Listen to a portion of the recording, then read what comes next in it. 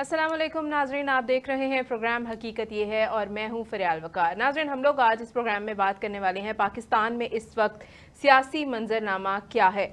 दिसंबर में पाकिस्तान तहरीक इंसाफ की हुकूमत आने का जो तासुर दिया जा रहा है वो किस हद तक दुरुस्त हो सकता है और किस हद तक दुरुस्त समझा जा रहा है, आपको इस प्रोग्राम में बताया जाएगा कि 96 सेनेटर्स के लिए 1000 मुलाजमीन की तैनाती वो किस लिए की गई है, क्या इसके पीछे कोई स्ट्रॉन्ग सियासी मकासद मौजूद हैं। हम बात करेंगे इस प्रोग्राम के अंदर कि किस तरह से केपी के इस वक्त मुआशी जो है वो बहरान का शिकार है और ये मुआशी जो बहरान है इसकी वजह कौन है और इसके मामलात किस तरह से तय करने की कोशिशें वो लोग कर रहे हैं। इस प्रोग्राम में आपको बताएंगे एक बहुत ही दिलचस्प अजब करप्शन की गजब कहानी। एक छोटे से पंजाब के गांव से आने वाली एक लड़की किस तरह से खरबपति हो गई और कौन कौन लोग उसको खरबपति करने में जो है वो मौजूद नज़र आए, जिनका किरदार नज़र आया, आपके सामने रखा जाएगा। ये सब कुछ इस प्रोग्राम में और ये सारी डिस्कशन के लिए मेरे साथ मौजूद हैं फैसल इदरीस भट्ट साहब। अस्सलाम वालेकुम। जी वालेकुम अस्सलाम। फैसल साहब, सबसे पहले बताइएगा, ये स्ट्रॉन्ग एक तासुर सेट किया जा रहा है कि दिसंबर में पाकिस्तान तहरीक इंसाफ जो है वो गवर्नमेंट में होगी, पोजीशन में होगी। आप बताइएगा क्या ये तासुर दुरुस्त है या सिर्फ हवाई बातें? बिस्मिल्लाहिर्रहमानिर्रहीम। असल में पाकिस्तान तहरीक इंसाफ का अब मुस्तकबिल मुझे नज़र नहीं आ रहा। अच्छा। उसकी वजह है जी। कि पाकिस्तान तहरीक इंसाफ गलती दर गलती दोहरा रही है। मतलब आप ये देखें कि अब पाकिस्तान में 9 मई से लेके पाकिस्तान में इन पे बुली करने के अलावा अफवाज पाकिस्तान पे, हुकूमत पाकिस्तान पे अब उनका कैनवस बड़ा वसी हो गया। अब वो इंटरनेशनली पाकिस्तान को नीचा दिखाने की कोशिश कर रहे हैं। फरियाल, आपको याद होगा कि तहरीक इंसाफ के कुछ रहनुमाओं ने जो आजकल खैबर पख्तूनख्वा में पनाह गज़ीर हैं, बिल्कुल, वो उन्होंने ये नारा लगाया था कि अगर इमरान खान नहीं तो पाकिस्तान बिल्कुल नहीं, नहीं, खान नहीं तो पाकिस्तान नहीं, नहीं और तो वो पाकिस्तान अमली तौर पे इस नारे को अमली तौर पूरा पे कर इस रहे हैं। नारे को पूरा कर रहे हैं। वो इंटरनेशनली हमें उनका बस नहीं चल रहा कि वो हमें डिफ़ॉल्टर करार दिलवा दें। उनका बस नहीं चल रहा कि वो पाकिस्तान को दहशतगर्द डिक्लेयर करवा के इस पर सेंक्शंस लगवा दें। उनका बस नहीं चल रहा कि वो अमेरिका से इमदाद बंद करा दें, वो यूरोपीय यूनियन से GSP सिस्टम हमारा स्टेटस ख़त्म करवा दें। ये सारी वतन दुश्मन जो सरगर्मियां हैं इसमें तहरीक इंसाफ मुलव्वस है। तो पाकिस्तान तहरीक इंसाफ का एक नया नाम भी गूंज रहा है हमारी लोगों में, हमारी सोसाइटी में। आपने सुना है वो नाम? बड़ा इंटरेस्टिंग नाम है, आप सुन के हैरान हो जाएंगे। वो क्या है? वो नाम है जी पाकिस्तान तहरीक इंतशार।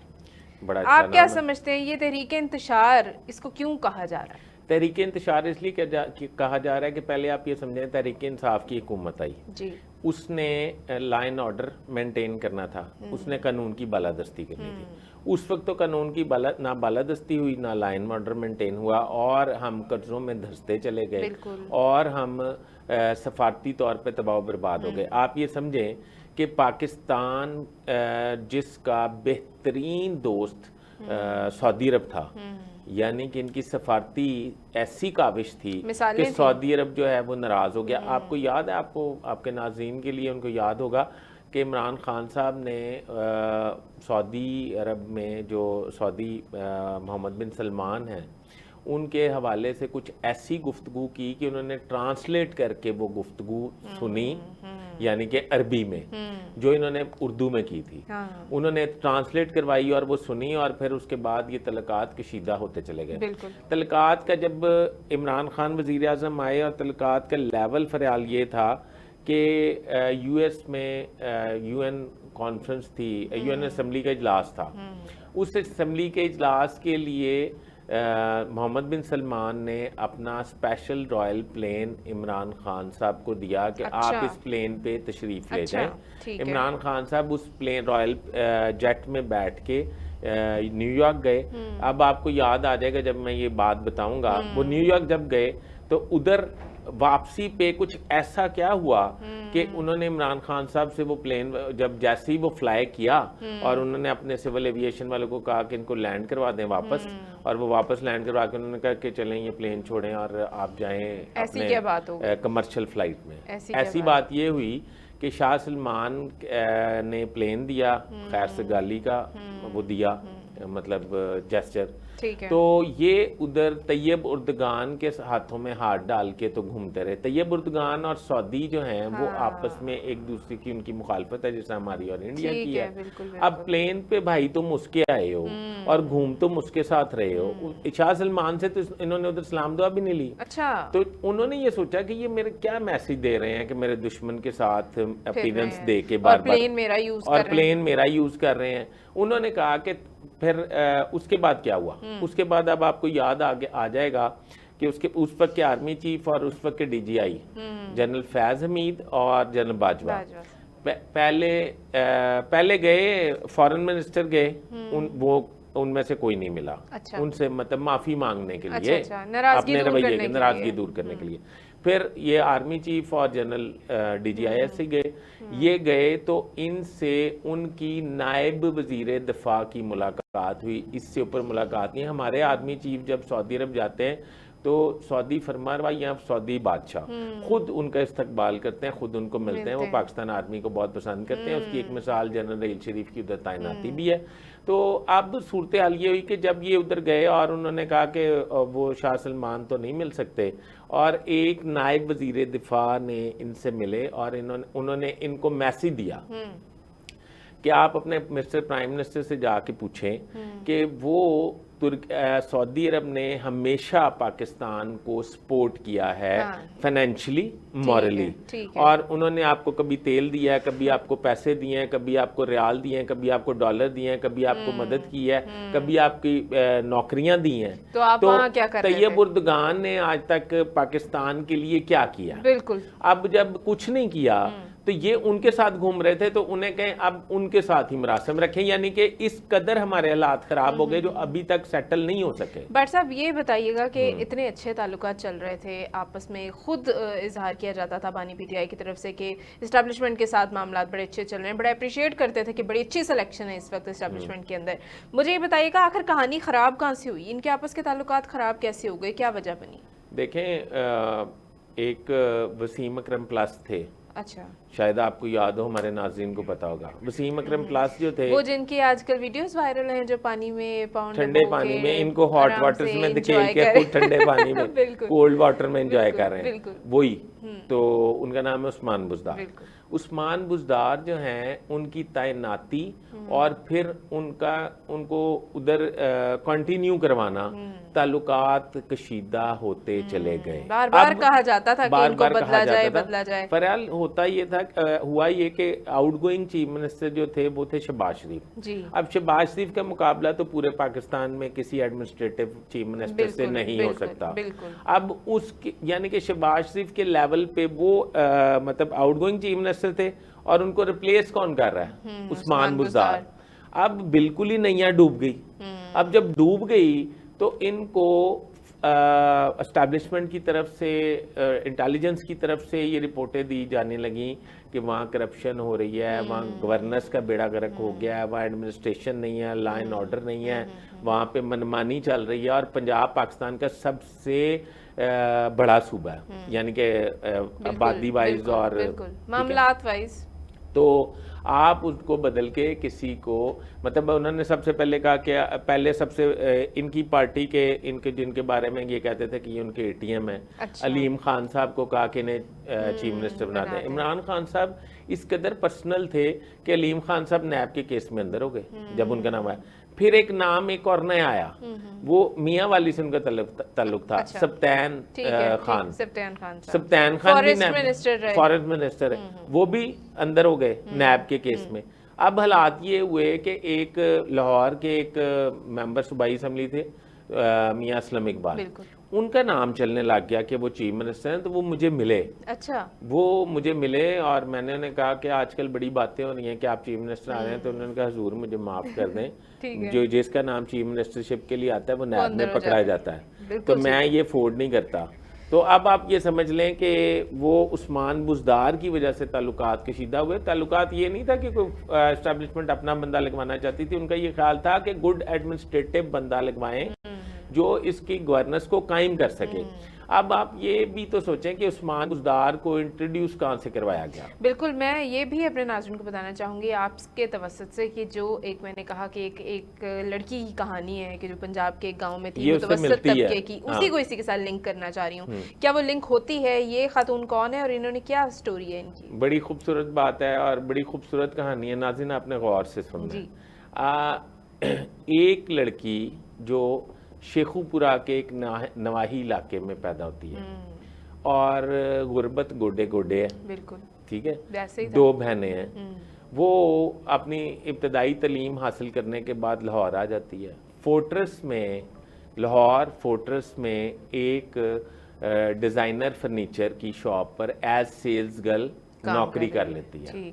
وہاں پہ جب نوکری کرتی ہے تو اس کا پھر یہ اپنا اگلا ایڈمیشن لیتی ہے ایک لاہور کے کالج میں ہاکی کی بیس پہ, اسپورٹس بیس پہ. یہ اسپورٹس بیس میں ایڈمیشن لیتی ہے. وہاں پہ جب وہ فورٹرس میں یہ جاب کر رہی ہوتی ہے, وہاں پہ جو کلائنٹس آتے ہیں جاتے ہیں, یہ اس کو ایک فوٹوگرافر مل جاتا ہے اور فوٹوگرافر اس کا شوٹ کرتا ہے. اس وقت شوٹ چھپتا ہے تو ذرا اس کی تھوڑی مشہور ہو جاتی ہے. مشہور ہوتی ہے, ماڈلنگ شروع کر دیتی ہے. ماڈلنگ شروع کرتی ہے, پھر پارٹیز میں جانا شروع کر دیتی ہے. پارٹیز میں جب جانا شروع کرتی ہے تو ادھر انہیں ایک گجرانوالہ سے تعلق رکھنے والے ایک بہت سینئر پارلیمنٹیرین کے داماد ملتے ہیں.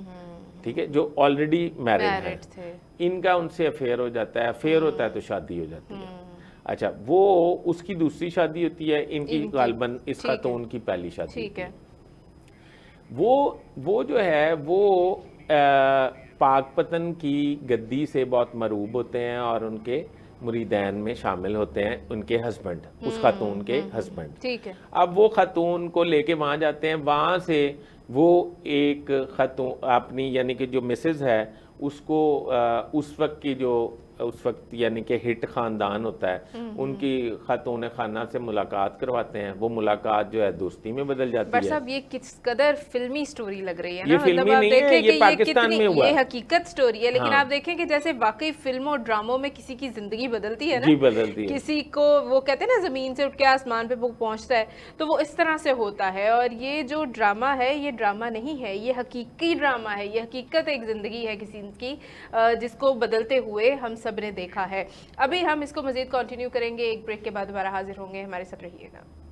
ویلکم بیک ناظرین, اور ایک بار پھر سے آپ کو بتائیں گے یہ پراسرار ایک سٹوری ہے کہ ایک لڑکی کس طرح سے پنجاب کے گاؤں سے اٹھی اور اتنی امیر ہو گئی کہ اربوں خربوں پتی ہو گئی, اور یہ کس طرح سے ہوا. بٹ صاحب اس پہ جو ہے وہ ہمیں حقیقتیں بتا رہے ہیں. بٹ صاحب کنٹینیو کیجیے. یہ نا فریال گجرات نہیں, تھوڑی توسیع کر لیں, شیخو پورہ کے ایک نواحی گاؤں. جی. اچھا, تو اس کے بعد یہ ہوا کہ وہ خاتون جو ہیں وہ ان سے ملی اور ان سے دوستی ہو گئی. جب دوستی ہو گئی, اس خاتون کی وہ بھی میرڈ ہوتی ہے, اس کے 4 بچے ہوتے ہیں.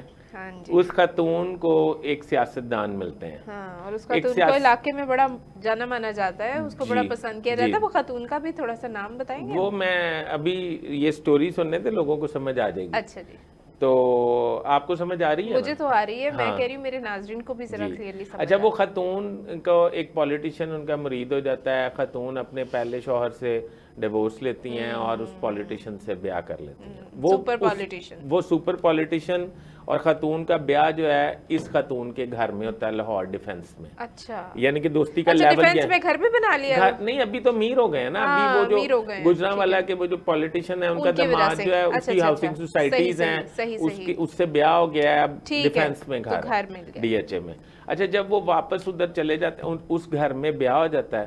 اب بیاہ جب ہوتا ہے نا تو اس کے بعد فوری آ جاتے ہیں الیکشن. جب الیکشن آتے ہیں تو الیکشن میں وہ سپر پولیٹیشین جو ہے وہ کنگ بن جاتا ہے, لیڈی لک مل جاتی ہے اس کو. جب وہ لیڈی لک مل گئی تو ہوا یہ کہ اب ڈیسیژنز کس نے کرنے؟ ڈیسیژنز کرنے ہیں اس پولیٹیشین کی بیوی کی فرینڈ نے. اچھا, اور وہ اس عثمان بزدار کو وہ ڈی جی خان کے تونسا سے اٹھاتی ہے اور انٹروڈیوس کراتی ہے. یہ عثمان بزدار کے بارے میں علیم خان پتہ کیا کہتے تھے؟ کہ عثمان بزدار مجھے سفارش کروا رہے تھے کہ مجھے پارلیمانی سیکٹری بنوا دیں اس وقت, اور اس وقت اس کو علیم خان کہتے ہیں کہ جب میں پرائم منسٹر کو ملنے گیا اور پرائم منسٹر کو مل کے میں نکل رہا تھا تو یہ اندر جا رہے تھے. اچھا. تو میں نے یہ سوچا, مجھے پرائم منسٹر نے بلا کے ایز پنجاب کی ذمہ داریوں کے حوالے سے بات کی, یعنی کہ تمہیں چیف منسٹر بنانا ہے. اچھا. تو جب یہ اندر جا رہے تھے عثمان بزدار صاحب, تو میں سمجھا کہ میں نے شاید اس کو لفٹ نہیں کرائی پارلیمانی سیکرٹری کے لیے, تو انہوں نے کہیں سے سفارش کرائی ہوگی, تو پارلیمانی سیکرٹری بننا چاہتے ہوں گے پنجاب میں. تو پتہ یہ چلا کہ عثمان بزدار صاحب اناؤنس ہو گئے چیف منسٹر پنجاب. یہ اس خاتون کے پپٹ تھے, اور اس کے بعد پنجاب میں جو تباہی ہوئی ہے اس میں فریال سوچ ہے آپ کی. سر مجھے یہ سمجھ آ رہی ہے کہ جو وزیر اعظم تھے نا, انڈائریکٹلی وہی وزیر اعلیٰ تھے پنجاب کے. وہ وزیر اعلیٰ نہیں تھے, وہ بھی یہ خاتون وزیر اعلیٰ, وہ بھی پپٹ تھے, وہ پپٹ ہی تھے نا. آپ کو میں خاتون کی سٹوری بتا رہا ہوں, مطلب اگر وہ پپٹ نہیں تھے تو وہ ان کے کہنے پہ بنایا. تو اس وقت میں آپ کو بتا دیتا ہوں کہ اس وقت کے D G I S I یہ پوری فائل لے کے اتنی موٹی کرپشن کی, اپنے آرمی چیف کے منع کرنے کے باوجود انہوں نے وہ اپنے آرمی چیف کے پاس گئے, انہوں نے کہا باس یہ کرپشن ہے اور یہ روزانہ ہو رہی ہے اور میں یہ انفارم کرنا چاہتا ہوں. تو آرمی چیف جنرل باجوہ تھے, اور D G I S I اس وقت پتہ ہے کون تھے, ہمارے sitting army chief general Asim Munir. اور انہوں نے کہا کہ میں ان کو انفارم کرنا چاہتا ہوں. جنرل باجوہ اپنی نجی محفلوں میں کہتے ہیں کہ میں نے عاصم کو سمجھایا کہ وہ ان خواتین کے ٹرانس سے باہر نہیں آ سکتا پرائم منسٹر, تو آپ اپنے لیے نفرت نہ پیدا کریں, تو آپ یہ نہ کریں. اور انہوں نے کہا جی میں اس کی مطلب میری یہ ڈیوٹی ہے کہ میں اس کو یہ بتاؤں, اور یہ میرے ملک کا نقصان ہو رہا ہے. کیونکہ کرپشن کا سب سے زیادہ کرپشن فری گورنمنٹ کا نعرہ یہی لوگ لگاتے تھے, پاکستان تحریک اور انصاف کا ہی تھا. جب وہ فائل لے کے گئے, انہوں نے پرائم منسٹر کو پریزنٹیشن دی اور بتایا کہ یہ کرپشن ہو رہی ہے اور اس طرح ہو رہی ہے اور یہ کر رہا ہے اور اس طرح میرے پاس ریکارڈنگز ہیں, میرے پاس ثبوت ہیں, میرے پاس اکاؤنٹس ہیں, میرے پاس فلاں چیز ہے. وہ ڈیٹیل میں لے کے گئے ہوں گے نا, پرائم منسٹر سے بات کرنی تھی, D G I S I جا رہے تھے. تو وہ جب انہوں نے کہا کہ آپ نے بہت اچھا کیا میری آنکھیں کھول دی, پرائم منسٹر نے ان کو کہا کہ بہت اچھا کیا آپ نے میری آنکھیں کھول دی. جب وہ واپس آئے تو انہوں نے فون اٹھا کے جنرل باجوہ کو کہا کہ یہ میری فیملی پہ الزام لگا رہے ہیں, اسے فوراً بدلیں. اور فوراً بدلیں کیا, وہ بدلا یہ کہ جنرل باجوہ نے پھر بھی خیر ایک کور دیا اس وقت D G I S I کو کہ غلطی تو اس نے کر لی ہے, تو ان کو بدلنے کی بجائے کور کمانڈر گجرانوالہ لگا دیا. اچھا, اب کہنے کا مقصد یہ ہے کہ جنرل عاصم منیر ان کی کرپشن سے اس وقت سے واقف ہیں. بالکل صحیح. اسی لیے اب اس خاتون کا اس وقت میں آپ کو یہ بات باہر نہیں آئی. ٹھیک ہے. وہ خاتون ایک پراپرٹی ٹائکون ہے, لاہور کے بزنس مین ہے, بلکہ پاکستان کے بزنس مین ہے. ٹھیک ہے. ان سے کوئی 10 سے 12 ارب روپیہ کیش لے چکی ہے. 10 سے 12 ارب کیش لے چکی ہے. سر کیا نام بتائیں گے آپ؟ پراپرٹی ٹائکون سب کو پتہ ہے کون ہے. اچھا, پھر بھی کچھ اور ہنٹ, کوئی اور اشارہ کہ ان کی جو پراپرٹی کی چین ہے وہ ایک دفاعی ادارے کے نام پہ ہے. اب اس سے زیادہ تو نہیں بتانا چاہیے. ٹھیک ہے. اچھا, بیریا ٹاؤن کی بات تو نہیں کر رہے آپ کچھ؟ وہ اب آپ خود خرچ کر لیں. اچھا اچھا فریال, اس کے بعد انہوں نے ان کے بیٹے سے 500 آئی فون لیے ہیں. کتنے؟ 500 آئی فون.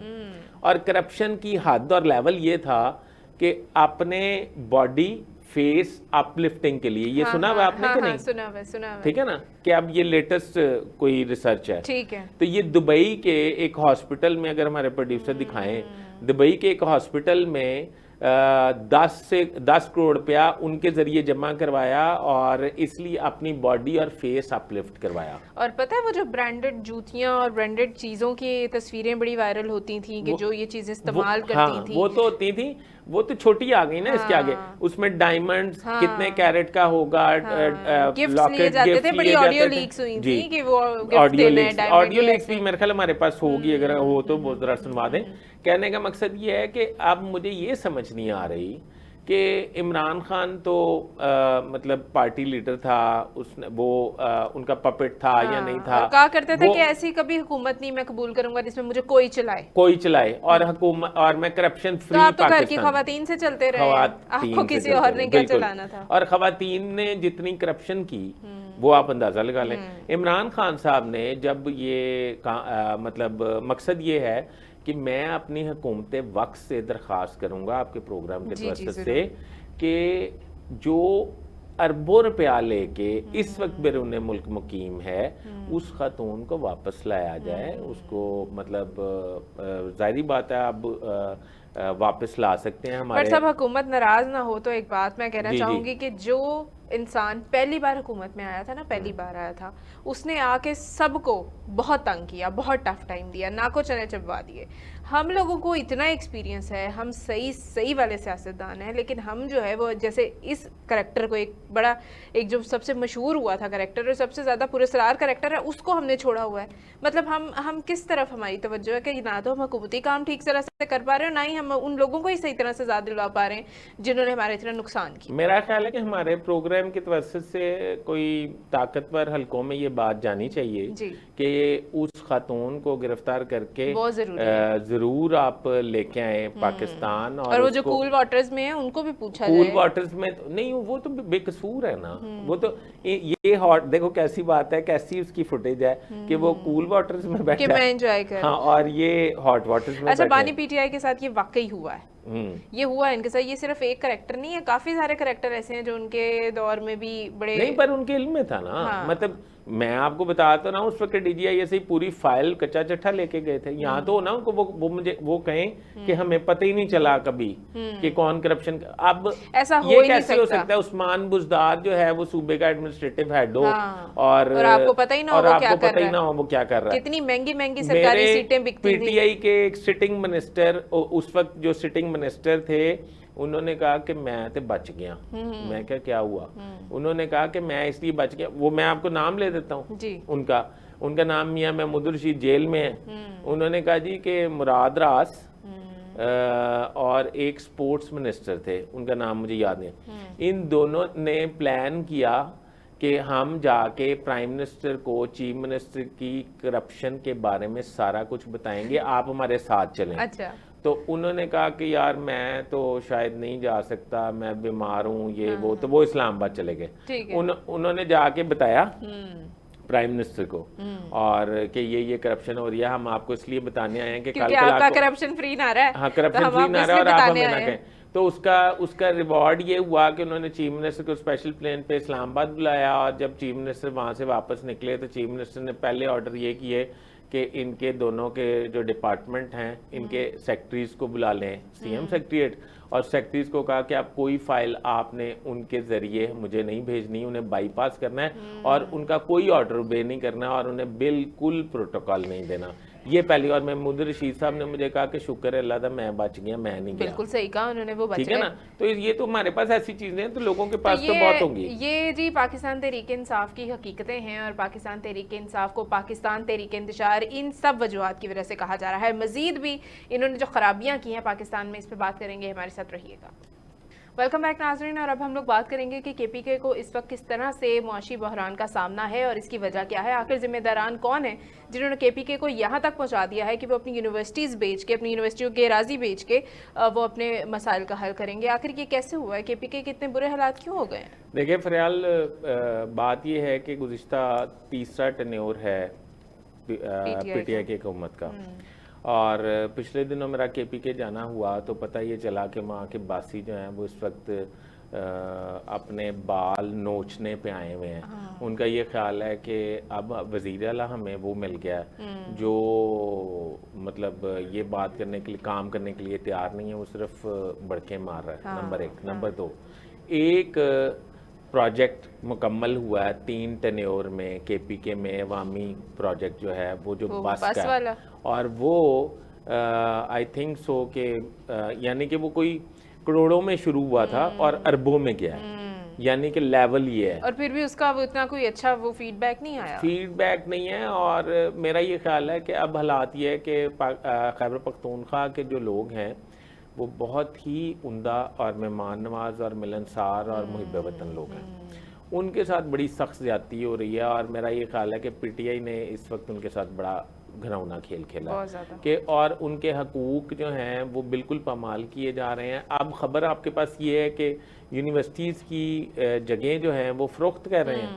اب آپ اندازہ لگا لیں کہ ان کا اور ان کے لیڈر کا نعرہ کیا تھا کہ گورنر ہاؤسز کو، پرائم منسٹر سیکریٹریٹ کو، بالکل سیرگاہیں بنا ساروں کو دیں، سیرگاہیں بنا، نہیں لوگوں کے لیے یونیورسٹیز بنا کھول دیں، دیں، یونیورسٹیز بنا دیں. گورنر ہاؤس کو تو کہتے تھے لوگوں کے لیے کھول دیں، نہیں لوگ آئیں وزٹ کریں. نہیں وہ تو بعد میں کہا تھا، پہلے کہا تھا کہ یونیورسٹی بناؤں اچھا گا. یونیورسٹیز ان کی ٹاپ پرائیورٹی میں آتی تھی. ٹاپ پرائیورٹی میں تھی. ٹھیک ہے، یونیورسٹیز بنے گی، پرائم منسٹر سیکریٹریٹ بھی یونیورسٹی بنے گا اور گورنر ہاؤس بھی یونیورسٹی بنے گا.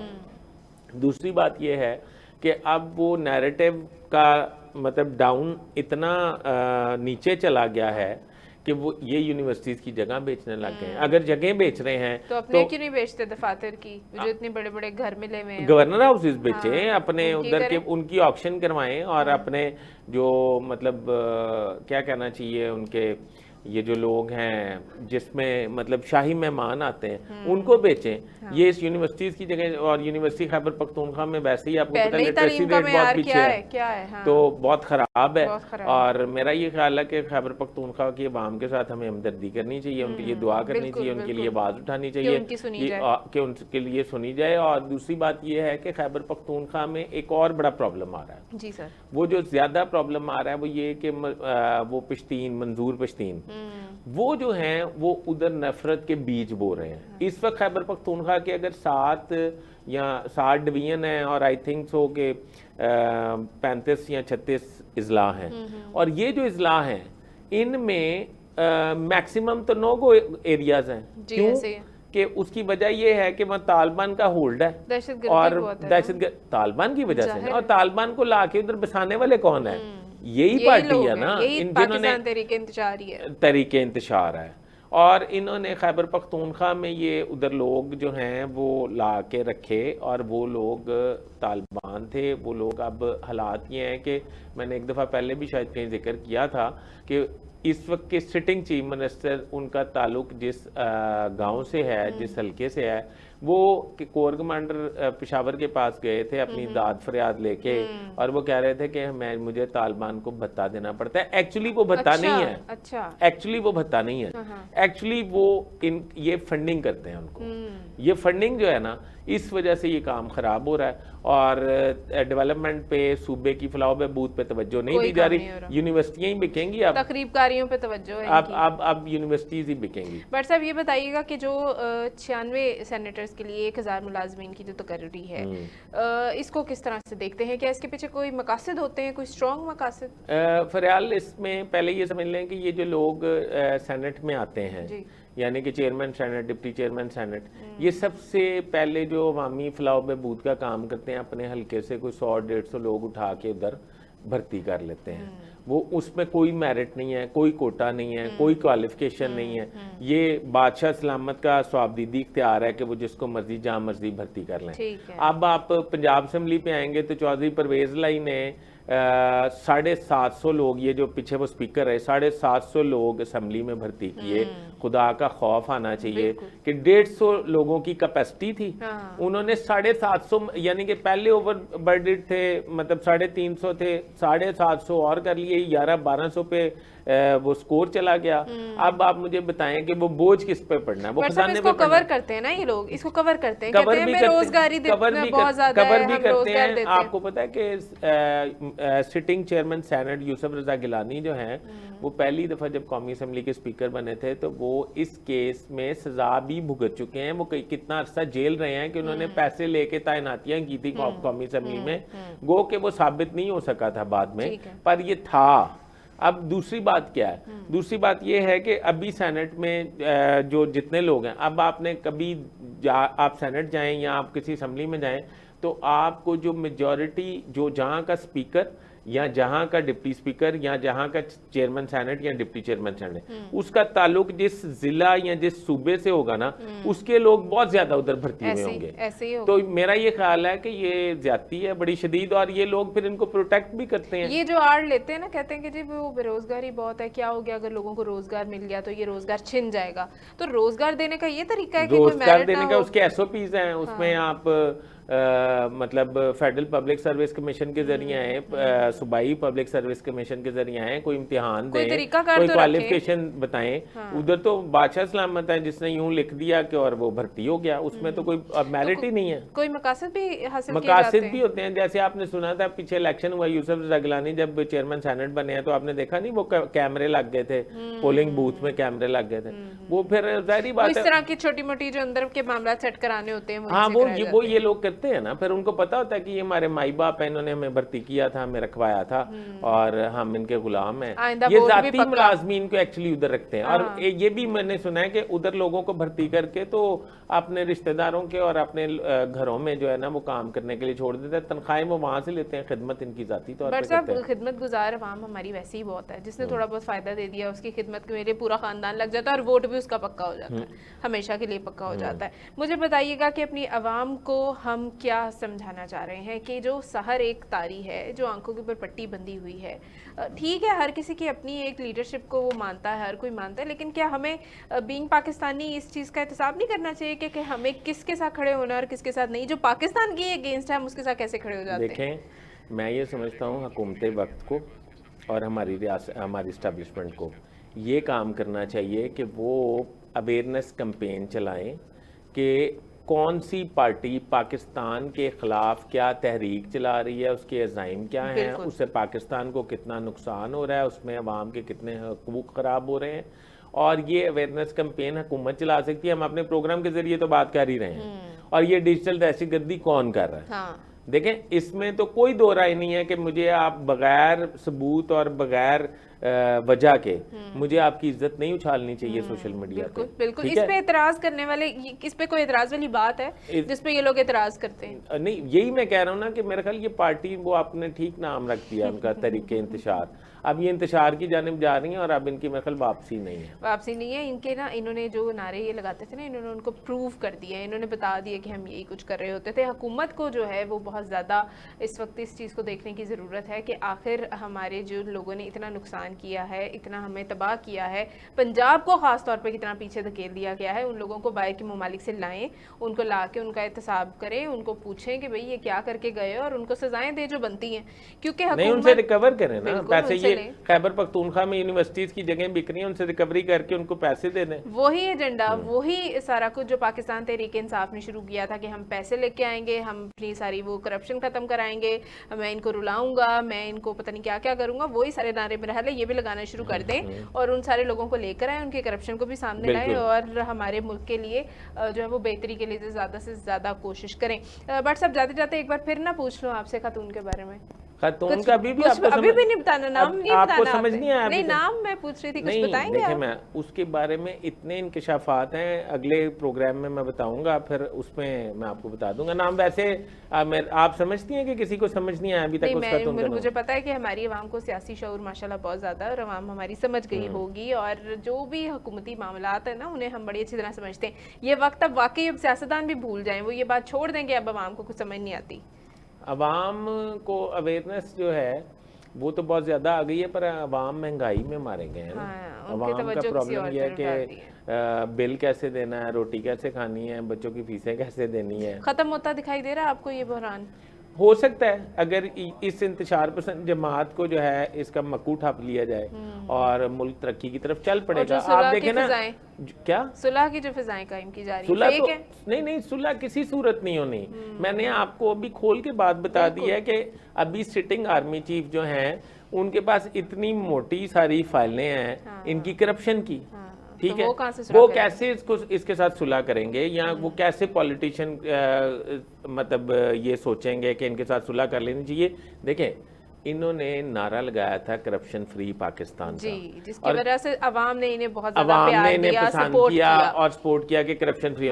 اور پھر جب آپ کے پاس اتنے اربوں خربوں کے ایک خاتون جو شیخو پورہ کے نواحی گاؤں میں پیدا ہوئی اور غریب غربت والے گھر میں آنکھ کھولی, وہ اب خربوں روپے کی مالک ہے, جس نے 10 کروڑ روپے کی فیس اپ لفٹنگ اور باڈی اپ لفٹنگ کرائی ہے, تو آپ اندازہ لگا لیں کہ وہ خاتون کا حکومت سے دور دور تک کوئی تعلق نہیں تھا. خاتون کا پپٹ تھا چیف منسٹر پنجاب, تو اور کرپشن کا لیول کیا ہوگا آپ اندازہ بٹ لگائیں. صاحب آپ کو بھی ان کے آپس میں دوبارہ کوئی رابطے یا تعلقات نظر آئے ہیں کہ اب وہ خاتون نے انہیں وہی کیا ان کے ساتھ جو باقی سب نے کیا ہے؟ نہیں وہ خاتون تو اب بیرون ملک بیٹھی ہاں ہے تو نا, ان کے ساتھ تو کوئی روٹس اس کی ابھی بھی مل سکتی ہیں نا. نہیں وہ ابھی تو نہیں آئے گی نا, ادھر پکڑی جائے گی, اس کے کیسز ہیں نیب میں.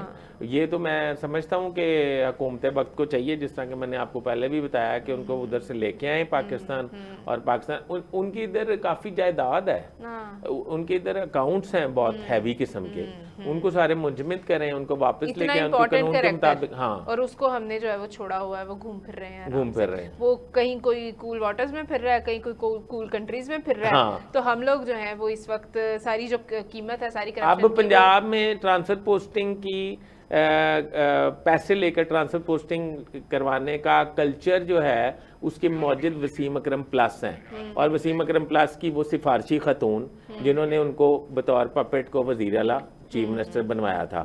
اس طرح پنجاب میں کبھی نہیں ہوا تھا, کبھی ایسا نہیں ہوا تھا کہ ڈی سی, اے سی, سیکٹری, ڈی پی او, آر پی او پیسے دے کے لا گئے تھے. یہ پہلی دفعہ ہم نے پنجاب. بالکل ٹھیک ہے جی. پاکستان تحریک انصاف کی حکومت پہلی بار آئی تھی اور پہلی بار ہی ہم نے وہ سب کچھ دیکھا پاکستان کی ہسٹری میں جو پہلے کبھی نہیں ہوا تھا.